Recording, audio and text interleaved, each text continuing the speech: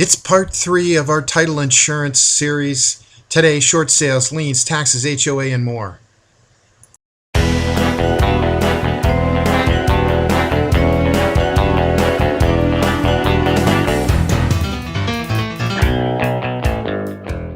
Hi everybody, I'm Don Reedy. And I'm Joe Post, and on this edition of Insider North County Home, we have Brian Olenek back with us, who, if you remember, is the ace #1 title guy in all of San Diego County with Fidelity National Title.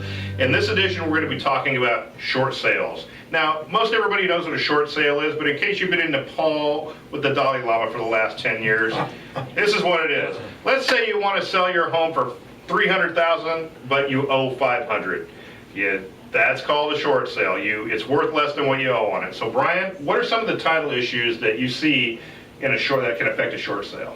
Well, if you remember from our first edition, my #1 commitment as a title insurer is to give you the buyer clear title. Now, when we're dealing with a short sale, there's a multitude of risks that could affect our ability to give you the buyer clear title. So there's 3 risk areas that we identify as a title insurance company when we're doing our title analysis and trying to determine the insurability of the property. #1 risk area are unpaid property taxes. It's a huge risk right now. Over the last 5 years, many people stopped paying their property taxes. So that's the #1 risk area. #2 is what I call the chain of title. Specifically what I mean is we're looking to see if the loans have a notice of default. Has the bank decided to foreclose and post an auction sale date? #2, I'm actually looking to see if there's any unpaid contractors who have maybe recorded mechanics liens.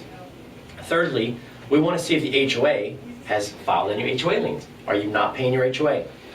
The third area of risk, though, are personal liens. Liens are recorded 2 ways. 1, against the property, or 2, against us as individuals, and secondarily the property.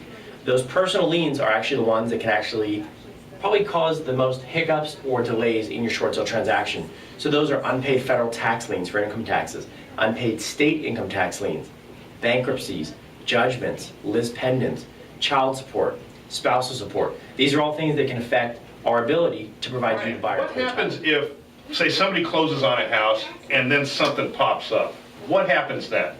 Well, essentially, the title company's job is to identify all the risks in the transaction prior to transferring title to you, the buyer.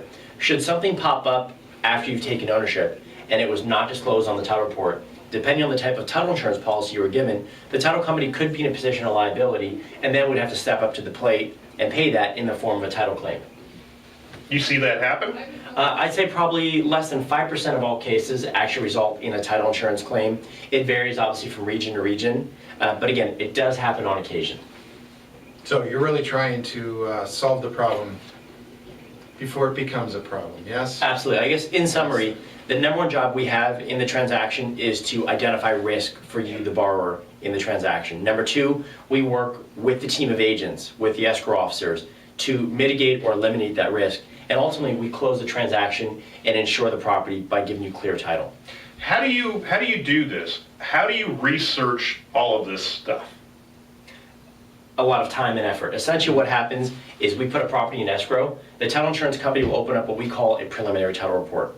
That preliminary title report is our opportunity to take a look at every single recorded document, in some cases from today back 200 years if need be, to research the ownership interest in the property. Now, in most cases, we don't need to go back that far. It might be 50 years, it might be 20 years. It all is going to vary upon the property and its history. But again, we do go back as far back in time to guarantee that we can give you clear title. What about the people? How do you research the people?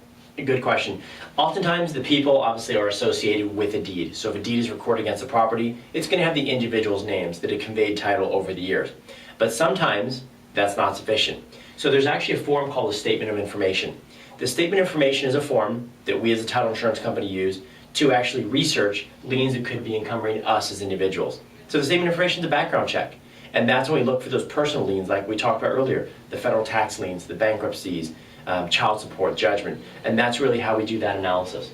You run into some issues where you have junior, senior. Is that an issue? Absolutely. Is that where that statement of identification becomes important? The statement of information is actually important for liens that could encumber the individual first and then secondarily the property. When we're talking about junior and senior, typically what we're talking about is the priority of the lien holders. So we typically refer to those terms on first or second loans against the property. So really, you really need a lot of expertise here. And one of the things that Brian's alluding to is that You shouldn't go out, you shouldn't get advice from your aunt, your uncle, who even happens to be a lawyer, unless he's actually your lawyer, because a lot of bad things happen there. Anyway, thanks once again. Thanks, guys. Fabulous information. Boy, we could have this guy back every He's gonna be a single week. regular visitor. I think he should be a I think he regular. likes Thank to you, do it guys. too. I think he does too, and he's got that television smile.